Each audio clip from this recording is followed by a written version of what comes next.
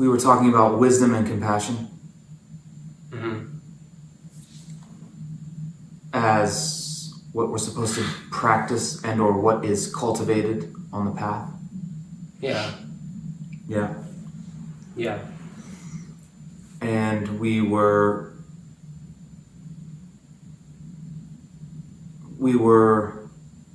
suggesting that those words / concepts are misleading and also not necessarily even defined properly. Wisdom and compassion. Yeah. Yeah.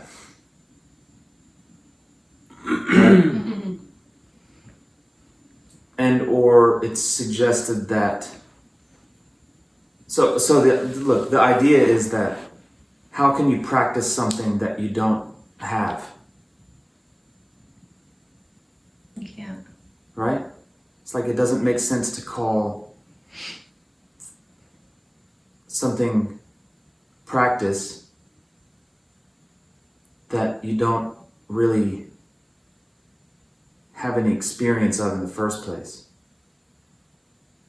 Yeah? Wouldn't practice then be some attempt to acquaint yourself with it? Well, let's say in order to, so let's say it like this.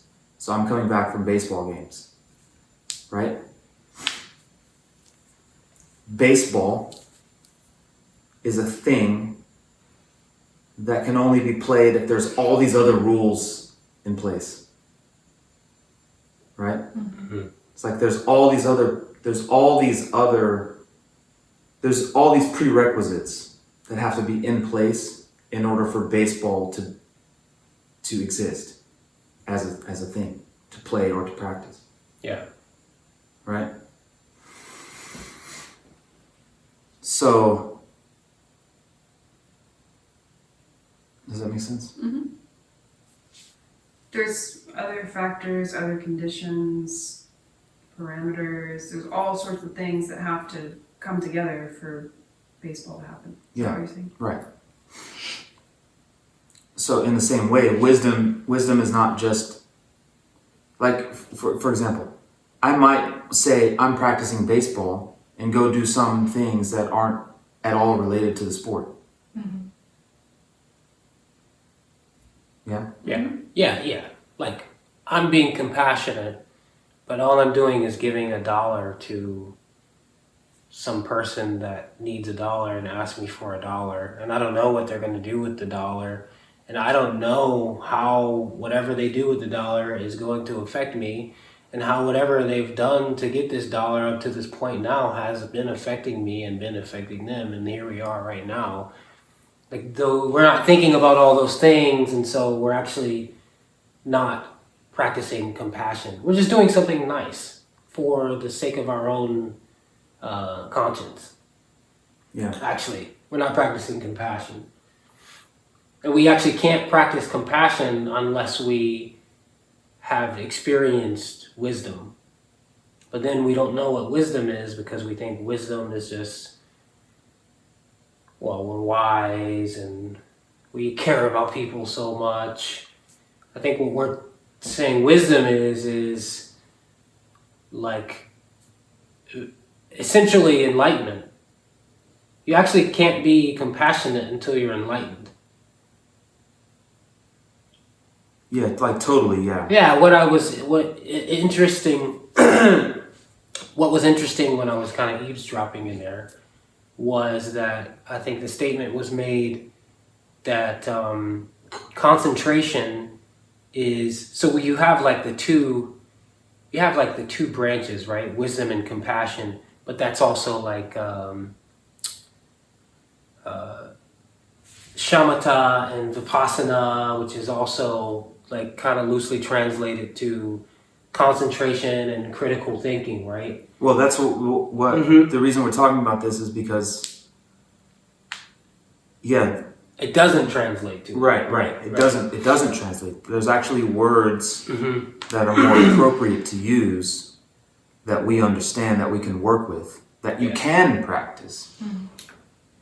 But what if you gave the baseball example? You could be going to do certain activities and you're calling it baseball, but it's not. But what if those were specific activities like going to the gym, or I don't know, you're like going to batting practice or something like that. It's like you're not playing baseball, but you're doing things that are getting you closer to being able to play baseball. Yeah. Would that apply in terms of concentration and critical thinking practice or exercises? Well, what I was saying is we just try to start with what's fresh, right? So again, I'm gonna just let's try to actually, because we're here doing this, let's try to actually make it count. Okay? So This is the beginning of the podcast, everybody. yeah. Cut everything else. So I think so. Remember last time we were talking about it's only when we become serious about studying something that we understand the value of what it is we're studying. Mm-hmm. And for someone who aspires to be a chef or an athlete, right? The training that actually matures the aspirant into a professional would be something that's sacred or precious to the one who's aspiring to the thing, right? So I just want to make a general statement / a little bit of provocation is that because we have this thing and because we can get so much so fast, we're mistaking access to information for teaching. We think because, you remember I made the comment, I don't remember, a while ago, I think when the Ukraine-Russia thing just first happened, and I said I was trying to watch, just try to stay updated on Al Jazeera. Al Jazeera, yeah. And a lot of the broadcast was in Arabic or something. Mm-hmm. And I was saying just because I could get the broadcast didn't mean I actually had any idea what the hell it was saying. Yeah. So I can go to a bookstore and I can take Dzogchen or Mahamudra, or I can take Tantra off the shelf. I can literally take it. The information, I can go somewhere and I can get something and I can take it off the shelf and I can read it. Mm-hmm. That doesn't mean that I have access to the teachings. It doesn't mean that. God. Even when it's translated in English, this shit is It doesn't mean that. Yeah. Okay? So for example, if I were to let me try to make this make sense, is in fashion or in lighting design or something, right? There's all these different words and all these different activities that are associated with the words that don't have any meaning to me unless I'm immersed in that space / studying to become a professional in that discipline. Mm-hmm. Right? Yeah. It means nothing to me. Yeah. Name some fashion design terms. Flat fell scene? Right. I don't know what that means. I don't that's great that I could go buy a fashion design book and take it off and I don't know what that means. More importantly, I don't have if I decided now to go to a bookstore and buy the most advanced books about fashion design, I could read everything about it, but that doesn't mean that I'm going to be able to go to a store, select fabric, cut it, make a pattern, stitch. It doesn't mean that, right? So it's impossible for me to practice something. Information is not access to teachings. Mm-hmm. It doesn't, just because I have access to information does not mean that I know what the hell I'm supposed to do with that. It also doesn't mean that I have, that I know what physical / mental activities are required and in what order in order to become that thing. Mm-hmm. Okay. So so there's a bunch of things, but what I see that is missing, but that I think is coming is I think we're going to remember fairly soon, especially within the quote unquote spiritual community, we're going to begin to remember how precious it is to have access not to information but to teachings and to teachers. Mm-hmm. So that they can help us make sense of the information itself, right? Yes. Okay, that's great that you've read all those books, but can you do it? No. And I'll say this to baseball, and I'll try to get back to what we're saying. I've said this about baseball. I could go to the bookstore and I could read every single book that's been ever written about hitting a baseball. I could know everything that there is to know about hitting a baseball, who the best ones were, exactly how fast you're supposed to swing, exactly what you're supposed to do in what order, but that doesn't mean that I could then go to the field and do it. Yeah. Mm-hmm. Right? So there's a disconnect. I'm saying it's really important that we don't mistake access to information with access to teachings. Yeah. Okay? We were talking on the last podcast why the word precious is used. Okay?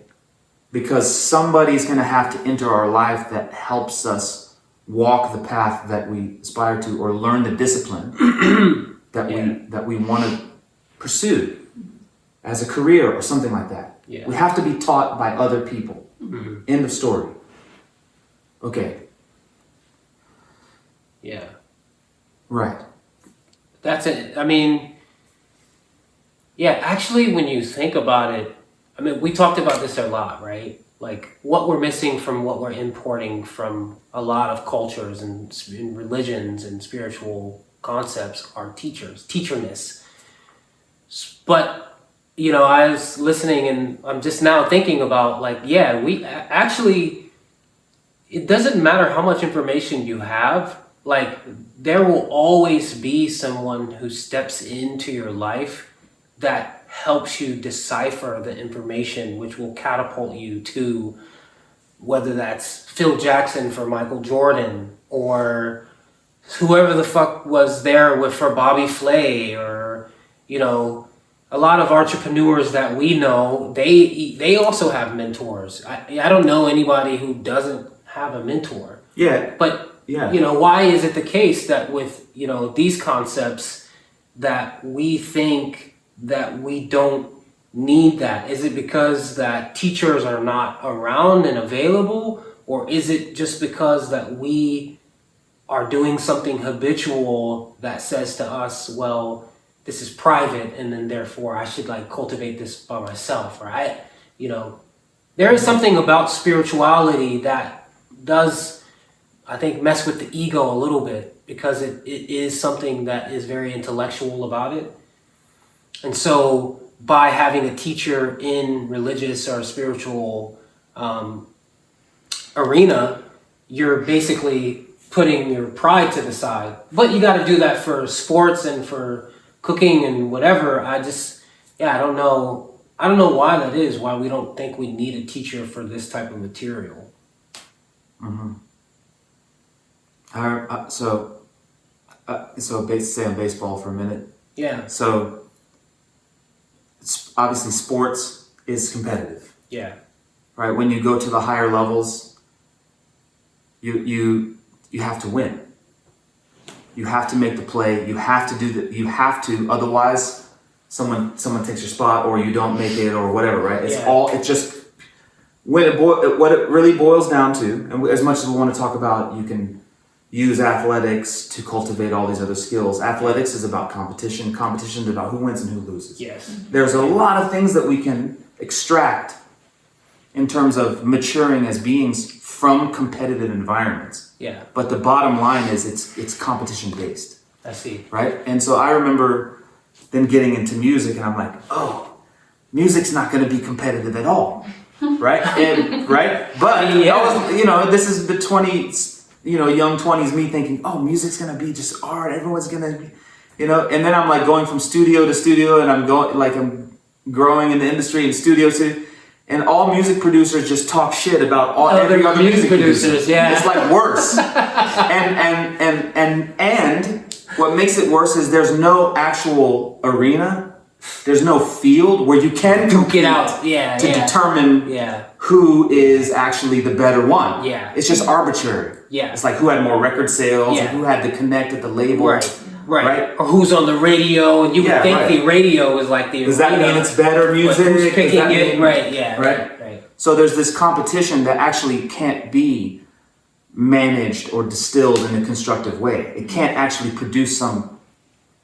Interesting. Right? And then so I was like, then I'm like, oh, I'm becoming seeker or whatever. I'm like, well, there definitely won't be competition in spirituality. Oh man. And I'm like, oh my God, it's even worse than music because we don't even have music producer, quote unquote, type figures in our spiritual culture. Yeah. Right? Yeah. Like in music, if anyone is in music, we know that you go around to places and there are people who are just amazing at like making tracks or writing songs where they can play all the instruments. Like, oh, I'm not that good, so maybe I'll just be a songwriter or something. Yeah. Right? Mm-hmm. There's still some Yeah. set of criteria that determines some type of hierarchy of There's a hierarchy, competence. right? Yes. Right? Yeah. Mm-hmm. But in the spiritual community, what is it that someone can show that says I'm a legitimate teacher or I'm valid this or that? It's like, oh, I'm going to show you my yoga certification. Oh, I'm not going to show you. No, I got this certification. Oh, I got this certification. I got my meditation certification. It's like, right? It's like, I mean, I have a 200 hour certification, and that makes me an instructor. Yeah. It's ridiculous. Can you imagine if it only took 200 hours of practice and then you could be an NBA player? If it only took 200 hours of practice and then you could open a restaurant? It only took 200 hours of practice and then you could operate on someone's brain? Right. Yeah. So we don't really value it. Right. Yeah. Right. Yeah. But we don't know. The thing is, we don't. So let me say. So when we zoom out and look at human beings on planet Earth since the beginning of time, the spiritual quest has never been something that everybody values all at the same time.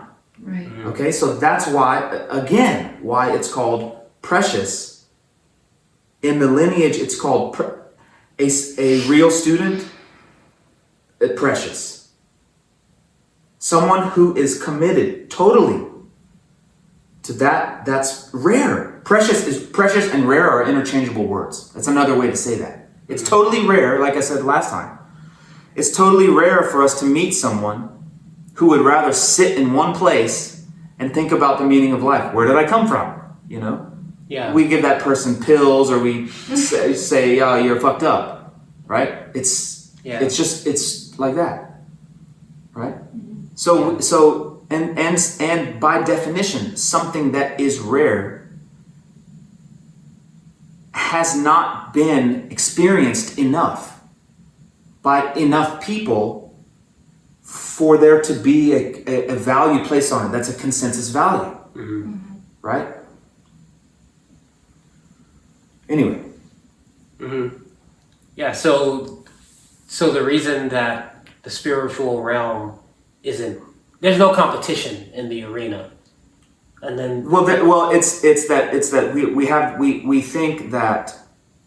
we think that I can work on myself without help or there's not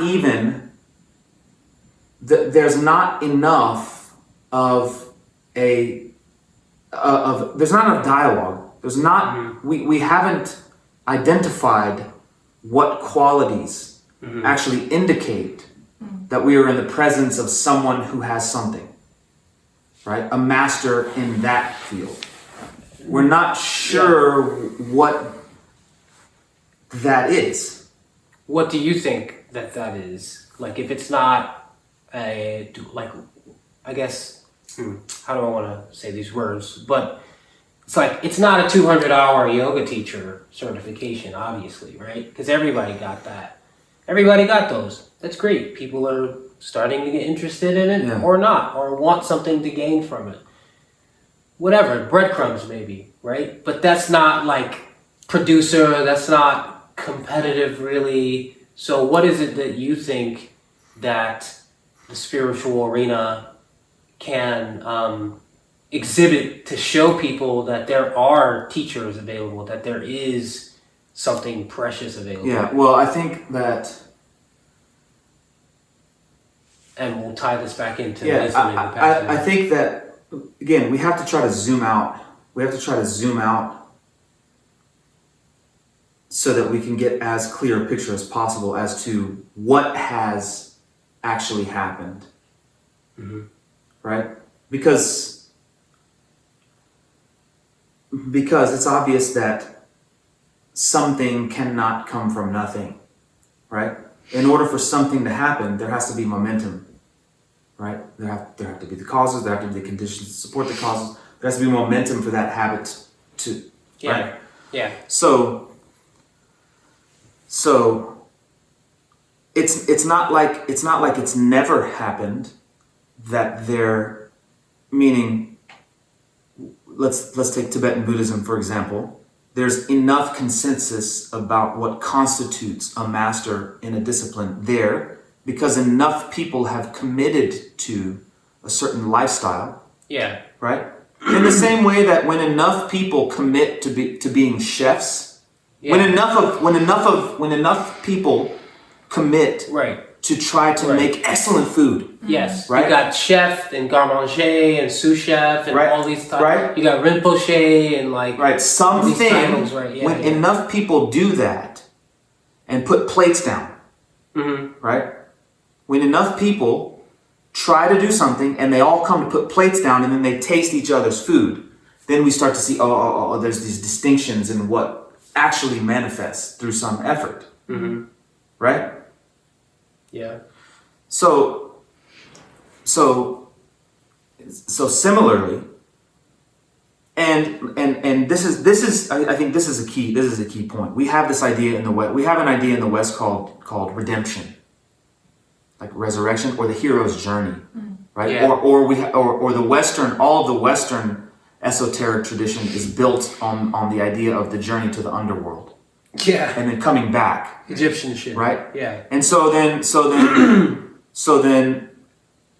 those who make the journey to the underworld, they always come back different, Right.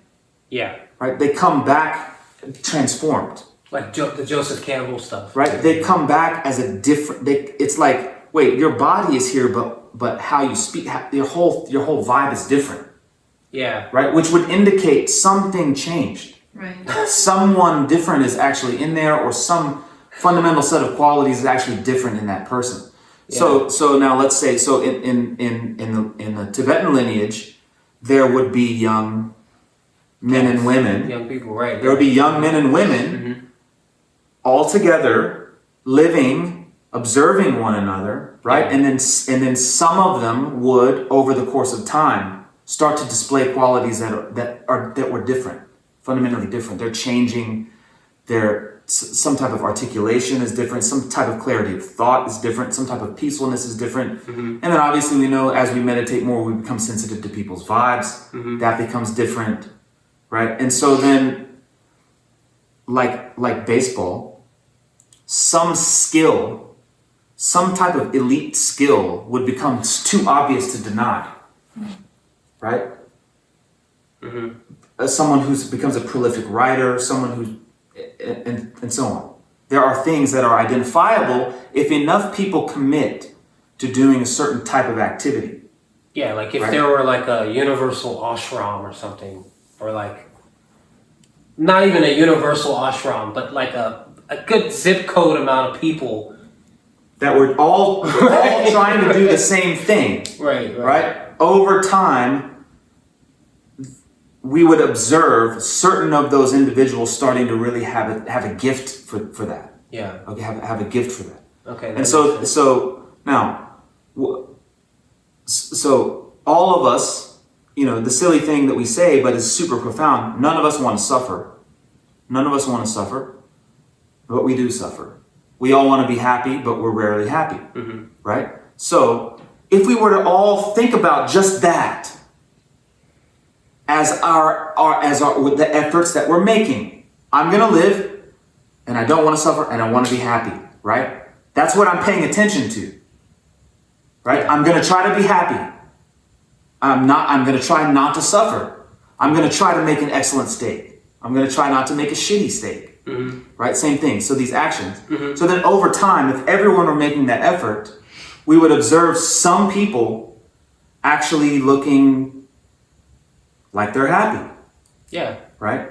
And we would observe others continuing to be confused, continuing to ask questions about it. Yeah. Like that. So that's kind of what's been going on the whole time anyway. Yeah, because in that scenario, you don't necessarily need someone to step in and be like, hey, you're not making a great steak. Like at first, right, it's just like, I want to make a great steak, I don't want to make a sucky steak. And that intention sort of like catapults someone towards... Sure. Right? And if you really want to make a great steak, yeah.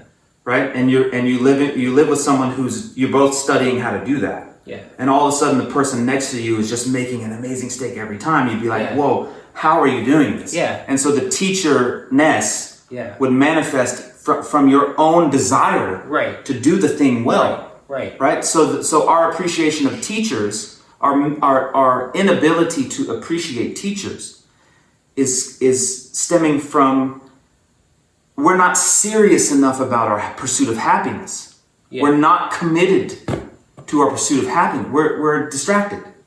We're pursuing entertainment. We're not actually honest at the end of the day. Am I truly happy? Do I understand why I'm here? Do I understand what I'm going? You understand? Well, yeah, because in the West, like you're saying, it's coming. Like, we are actually trying to do things better and in the pursuit of happiness. It's just that we're going about it in a delusory way, like in a false way, actually. Like, we're pursuing happiness through, everybody wants to be rich. Everybody has the ambition to be some great famous person or whatever, right? So we think that that's our step towards, I'm going to make the better steak, but actually we're just making buffalo chips. Yeah, right. So then we're lying about the taste of our food at the end of the day. Yeah, right. We don't know what happiness is. Right. So also, we don't know what to look for. Yeah. Right. Totally. Yeah.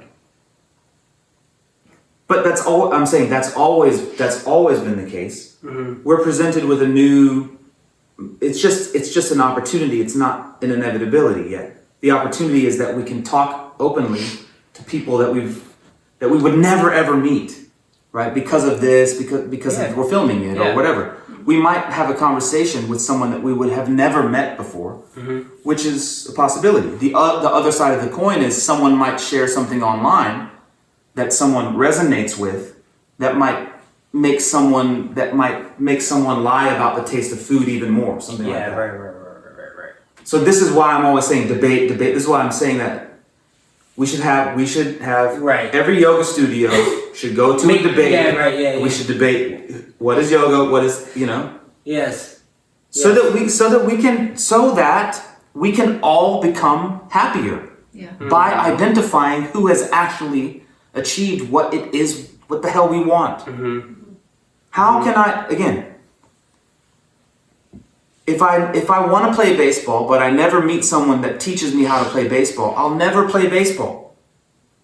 If I want to play baseball and I never meet someone to teach me how to play, I will never play. If I want to be happy and I never ever meet someone who is that, I won't ever be able to learn how to become that.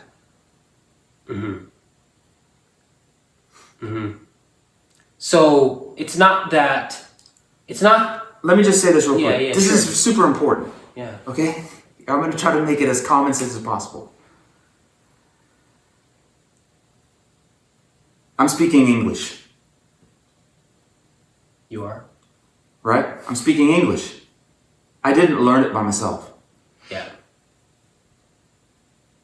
Someone had to teach me. Mhm. Okay? Let's say I want to learn another language.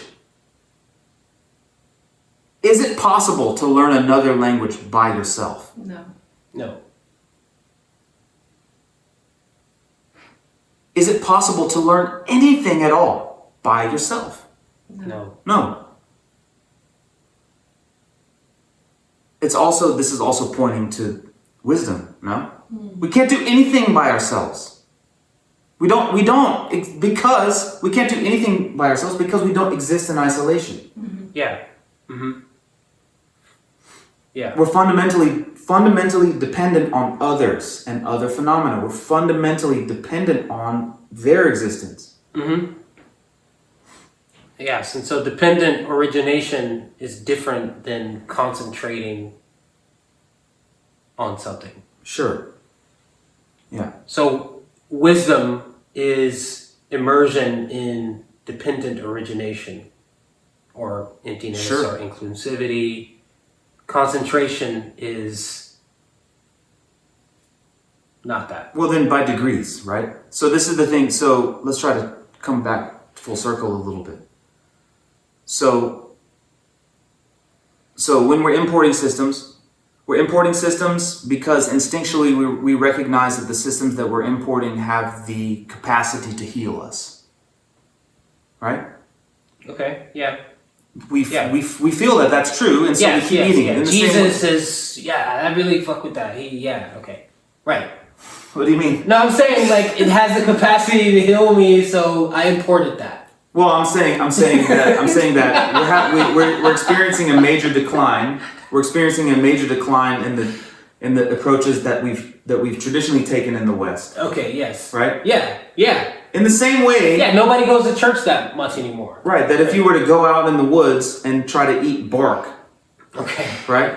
Over time, you would experience a decline in This the isn't capacity good of for me. the bark to satiate your hunger. Okay. So over time, if something fundamentally cannot satiate us, we'll experience a decline in our interest in that thing. Right. We'll stop going there. Mm-hmm. Okay, so now we're going to these other places. I'm saying now all of us are going to these other places because when we get a taste of that place, we get, this is the thing that's been, right? Right. Mm-hmm. Okay, so and I'm calling that importing systems. Yeah. Now, when we import systems, we didn't grow up there, Right. so we don't know what the hell the word means that's being used. Mm-hmm. Right? They didn't write in English. They didn't think in English. We're having to go to some middle person to give us a word, but the words they're giving us are empty words. They're not the words that we can actually work with, I'm saying. Yeah? Yes. Yeah, or the words they're giving us they're not representing the whole concept that's being translated. Right. And so we're getting maybe like part of the idea, but maybe it's a thought that we've never even thought of in this society, like completely. It's not, you can't just match it one to one. Mm-hmm. Yeah. But what you said is interesting is that it's coming. Like, it's inevitable that what we want is to be fed and full. Mm-hmm. What we want is to be full and nourished. And if you're not getting full and nourished, it only makes sense that eventually you'll get there. Like eventually you have to figure it out. Yeah, you're gonna go somewhere else. And so what does someone who, let's just say, so what do you do in this circumstance where you know these things, you see these things, and you want to help? Do you just wait? Well, so if you back up a little bit, you back up a little bit in the analogy you're making, and come back to the idea that if you're serious about becoming full, if you're really serious about that, you're going to go everywhere and look. You're going to go everywhere and look. Right? Yeah. And again, if we zoom out, we see that there is a thing called human beings on planet Earth that have come from all over the place, not just one tradition, who seem to express or live in a way that indicates or is suggestive of a discovery of some sort. Right? And so then if I'm serious and if I'm serious enough about it, then inevitably I'll run into that person. In the same way that if you're serious enough about being hungry,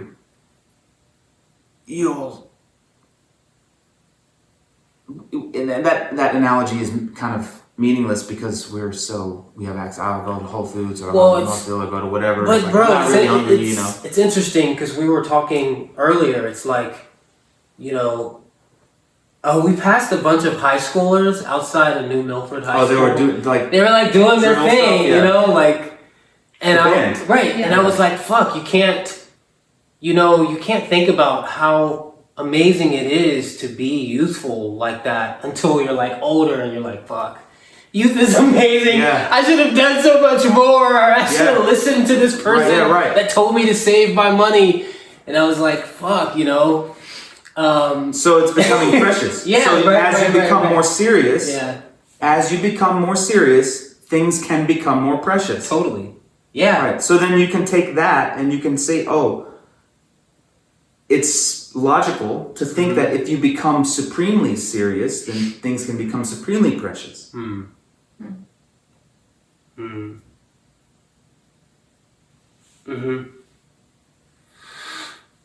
Anyway.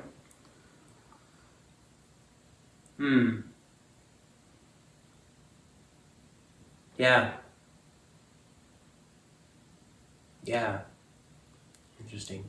Yeah, no, I was also thinking about, I was also just thinking about, like, I was in college and I left, I wanted to go to Juilliard, like, eating things, right? Like hungry for something, but I never knew what it was actually until I found, it's like you don't know the fruit that you're looking for. Yeah, you're just testing. Yeah. You're like, this doesn't work. Yeah. Totally. This doesn't work. Right. This doesn't exactly. work. Yeah. Right. To the point of I could read about it, but until I touch it, taste it, do it, you don't know. Right. Yeah. How can you know? Yeah. Totally. Yes. How can reading about an apple make you full? It can't. Yeah.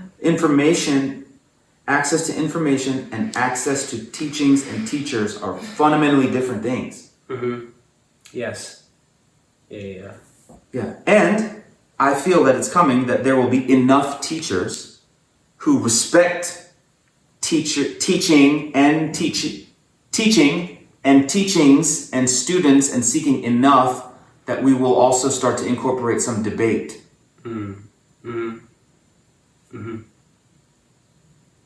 Yeah. Because how else is it known? Again, what if there were 100 people whenever baseball started? I don't know, 200 years ago or whatever. Jesus. There were 100 people that played in this chamber underground, and they had invisibility cloaks, and they turned them on whenever they wanted to play baseball, and no one knew where they went, and no one ever knew that baseball was a game, right? But they passed it secretly to someone, and it's just like, how would we know that that's possible unless there were people that came forward and said, "Hey, we're playing this game now." Right. And this is how you do it. Right. Yeah. Hey, we're playing this game now. Right? No, I'm not a teacher. You're your own teacher. I don't know. It's just This is also why the Tibetan community doesn't take Westerners seriously. Yeah. You know, because they're like, yeah, we grow up debating. Like we know. It's like in the same way that if you grew up wrestling or if you grew up playing baseball. Yeah. If you grew up playing baseball and you went every day with 20 guys, you would know who your team captain is. Everybody would know. Yeah. This guy and this guy. And we count on them. And they bring us up. And they hold us accountable and all of that, right?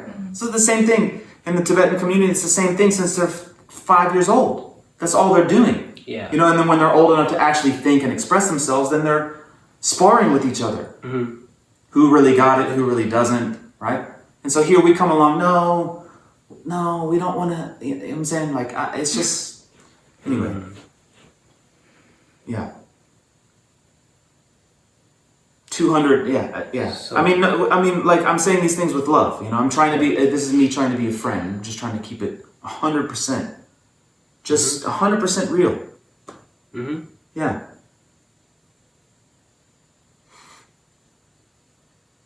I don't know. Is that enough, or is there more? Well, we never got around to what wisdom actually is and what concentration is and what it is that we're missing, or did we? Yes, we kind of did. Well, I think they go like this. I don't know. We start somewhere, but then there's something more interesting, kind of right underneath the surface. Yeah. You will film her. I will film her. It's okay, the video. I was thinking about the fact that, of what you said, like what you both pointed out, that we start in one place and then the conversation goes somewhere else. And I was just considering that that's not like a bad thing, or it's not like we, you know, whatever. It's not like we should try to avoid that. And I think it also relates to actually the point you were making about information versus like teachers and teachings, because we think that we know what fruit we're looking for, and so we're like maybe a little too narrow-minded about it. We think that the direct approach is how we're gonna get there, and it's just so linear, and it's like this, and you just, you know. But I just considered that maybe when we sit down to talk about a particular topic, like a specific word, like wisdom and compassion, and then we end up talking about the context of things, maybe there's actually more that's transmitted in that, and we actually like soak in something more valuable than if we had addressed the question directly. Yeah. Mm-hmm. That's what came to mind after we. Yeah, fruit can't grow unless the soil. Yeah. Mm. Right? Right. Fruit can't grow without the tree. Tree can't grow without the soil. Yeah, like you never actually ever have to even worry about the fruit. All you ever have to do is just make sure the soil's good, make sure there's enough water, get the light going. That's it. Totally. Which would be in the spiritual sense, or the pursuit of actual happiness sense. You know, what would that represent? It would be understanding the context, like understanding the context of where the teachings come from, cultural context, or the context of our society, like trying to connect the analogies, like how does it make sense in our daily lives, Yeah. And then, I don't know, the water is like being around the teacher or something like that, just like trying to soak up the things that aren't so obvious or logical, or, you know, just like being in proximity to the one who knows happiness, or however you want to think about it. But, you know, you could like extrapolate the metaphor however you want, but there are certain things that, like certain conditions. So that causes have to come and together. conditions. Yeah. Right? Like you were saying, yeah. But also, I mean, this is to your point is like let's take astrology as a broad stroke, right? Every single moment there's a different type of tension that's underneath everything, or let's just say every single moment there's a different type of tension there, right? Which means there's a specific way to balance the equation. There's something specific to that, right? Yeah. To that configuration, to that configuration, there's a unique way to balance it, right? That's only unique to that. Yeah. And then it changes, and then there's one unique to that, and then it changes, and there's one unique to that, and it Right. changes, and there's one unique to that, Right. and it changes, and there's one unique to that, and it changes, and there's one unique to that, and you know. So the idea of getting the idea of getting together and just starting it rolling is that there will be something. There will be something if there's enough what we used to call authentic courage. Yeah. Just to say what's really there on your mind, just to bring that. If that happens, then we give ourselves a shot of discovering what's there. We give ourselves a chance at balancing what's there, meaning addressing what concerns we have or what challenges we're facing. I mean, how else? It's like, look, it's like. You're trying to hang a painting 20 feet in the air, right? That's a day of life, right? You need something specific to that moment. You need a ladder or whatever, right? There's something specific, right? So if we're not actually courageous enough to speak to our specific need, whatever need or question is relevant, then we can't actually get a real answer. We're just we're reading text back and forth to one another like we know what it means. And then that punch that you're talking about, how do you know you're in proximity to someone who knows something? Then there's always, to me, a way to know that would be that every time you sit down with someone, You get your ass kicked. Yeah, something potent comes. Which there. is why I was like, I'm good on the hot seat this week. It's not like premeditated. It's not. Yeah. It's unexpected. It's fresh. Whatever. It's creative. Yeah. Right. But in order to get to that space, it requires us being honest about what configuration is our current challenge. And then again, you zoom out. We have teachings that are put together in an order because we have enough. We've observed enough. We've observed the configurations enough. Let's say, in terms of how we mature as we go. This configuration requires this. This configuration requires this. This configuration requires this. Or, in traditional terms, sometimes we need a little bit more of. Sometimes we need to be a little bit more, right? Yeah. We'll get a teaching if it's necessary for us. There will be teachings called, right? And someone will go, "Whoa, that was the shit," and then people will write a book about it, right? And then I might go and get the book called, but I'm already, and so I'm taking, I'm not getting results, right?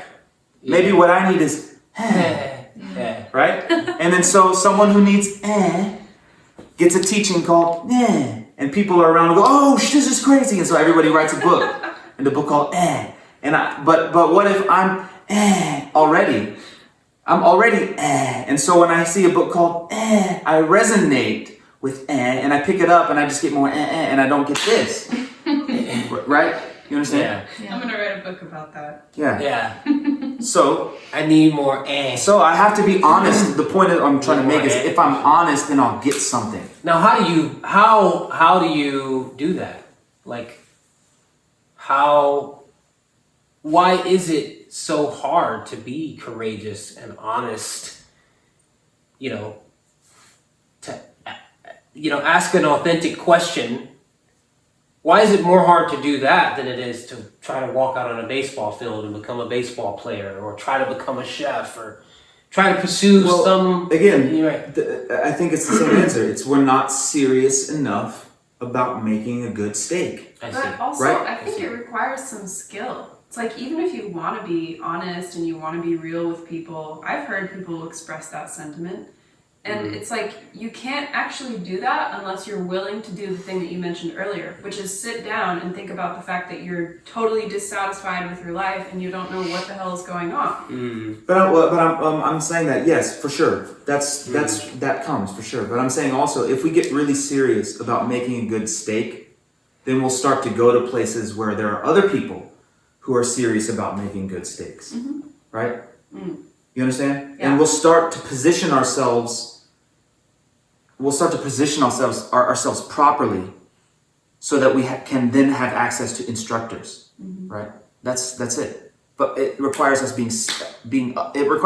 being totally committed to that. You know? But so are you also saying Meaning honesty. Yeah. As a honesty / asking a question, right? That will come on its own. That will emerge organically from us trying to be amazing at something, Yeah. Okay. right? Because then you will aspire, miss, because you're missing you're missing a coach or a teacher or something to help you get it right. Yes. Yeah. And I think I wanted more clarification about like, were you saying like, you know, there's a difference in someone who has like almost suffered enough to come to the table and be like, look, I got this thing going on. I've been trying to figure this out my whole life. And like, if you have the answer, I need to know right now.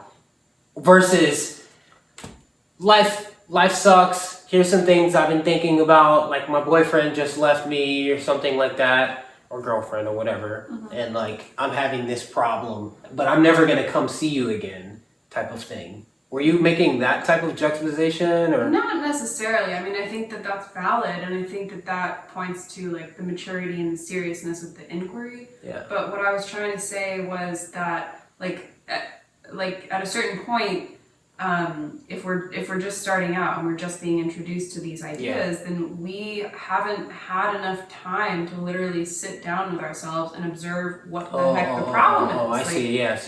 That's a skill in itself. It's like if you're an artist observing something, for example, then if you're just starting out and you're like trying to draw something from life and you're observing it, and you glance at it for like 60 seconds and then you try to draw it, you're not going to have observed it long enough to be able to actually accurately represent it. Whereas if you look at it for 5 minutes and then you try to do it, it's the same with observing yourself. Yes. Like if you've been around people that help you do that, Totally. or if you've sat down and thought about what is going on in my life. Yeah. That's why It's a skill. I think journaling is like art for the mind a little bit, because that's why in the beginning stages, it's like, why don't you just write how you're feeling or write what you're thinking? Because then you can see how your mind works. Then you can actually observe it and then actually come to the table with an authentic question. And I guess for you, I'm thinking like, you know, in this type of environment, like how can we be honest about, you know, questions? Like last week, I wasn't fully ready to present the question, but I wanted to ask something just to get something moving. But I wasn't like, I don't feel like it was as authentic as it could have been, although some things came from it. But yeah, I just feel like maybe there's different like degrees. Someone asking a genuine question that has never met us before versus like us sitting here and trying to be like the zip code ashram thing. So remember in Interstellar, they're working on the question of gravity, and he says you only have to get it right once. Yeah. Right? if you flip that over, there's only one question Yeah. that they're asking. Meaning there aren't that many questions Okay. that we need to ask. Okay. Okay? Right. It's yeah, only yeah, when right, we're really right, confronted, like live, Yeah.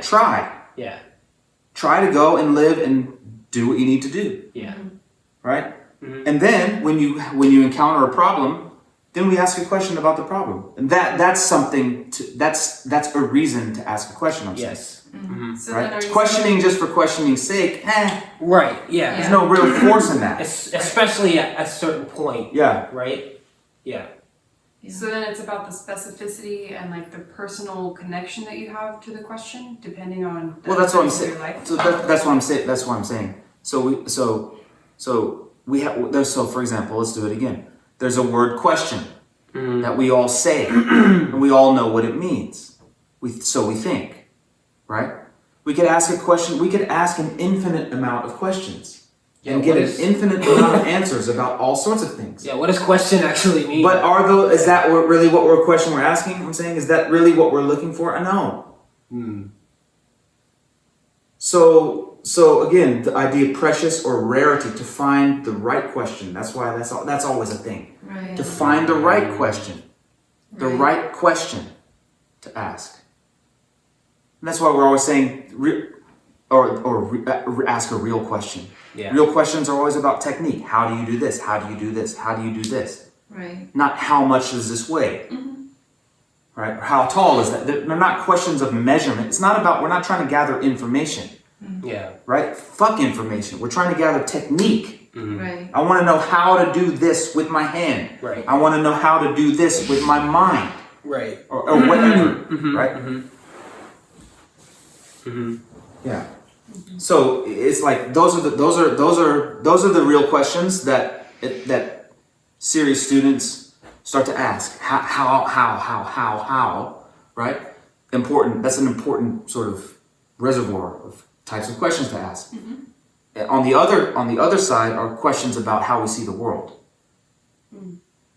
Which is still a technique in a way. In a way, questions of clarity, questions of just general basic understanding of, or what we're doing now is what I would say it falls into that tier. Help us understand our experience. Help us become a little bit more centered / balanced, given this configuration of events, like that.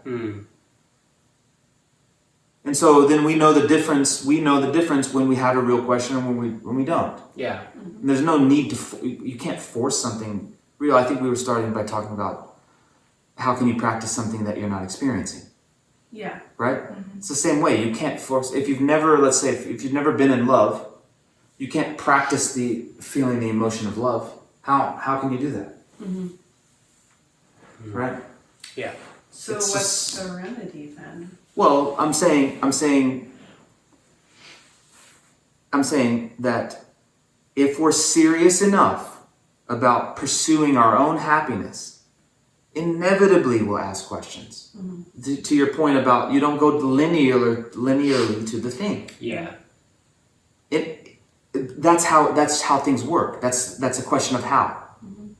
How does a human being operate?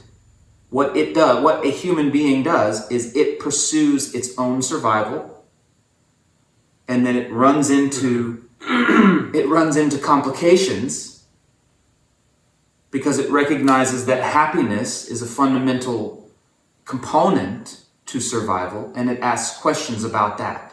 It starts to ask questions about how to relate to others and to the world, right? By definition, that happens. If we become serious enough about our own survival, we will inevitably ask questions about how to relate to others and the world, because happiness is a fundamental component, right? How many people decide to not survive because they're not happy, right? This is an essential component, I'm saying. If we're serious enough about it, inevitably we will ask questions about it. And you can't force that. Yeah. What we can try to do is remind ourselves to be a little bit more serious about pursuing it. That's one of the reasons why making some type of effort to go to find groups that are doing, just thinking a little bit is helpful. Yeah. Yeah. Okay. Close now? Okay. Invisibility cloak activate. Activate cloak. Invisibility cloak.